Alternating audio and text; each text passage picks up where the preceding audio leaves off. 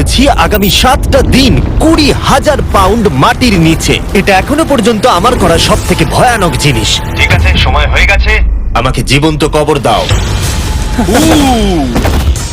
ও, এটা তো ভয়ানক। এটা খুব ভয়ঙ্কর হতে চলেছে। এটা বেশিরভাগ মানুষের দুঃস্বপ্ন। ও মাই গড, এই মাটি ফেলা দেখে আমার ভয় লাগছে। সাবধানে থেকো। মাটি ফেলে দাও। ও মাই গড, আমার মনে হচ্ছে ওপরটা আমাকে ধরতে হবে।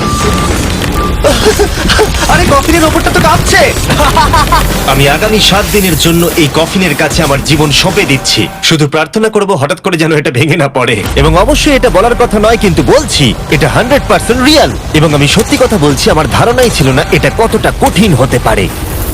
এবং এর সাথেই চ্যালেঞ্জটা অফিসিয়ালি শুরু হয়ে গেল। এবং এখানে আমি বন্দি থাকতে চলেছি আগামী 7টা দিন। ছেলেদের আমাকে কবর দিতে এতটাই সময় লেগে গেল যে এখনই আমার টয়লেট পেয়ে গেছে, আর চ্যালেঞ্জটা সবে শুরু হয়েছে। আর তোমরা যদি জানতে চাও এখানে আমি কি করে বাথরুম করি,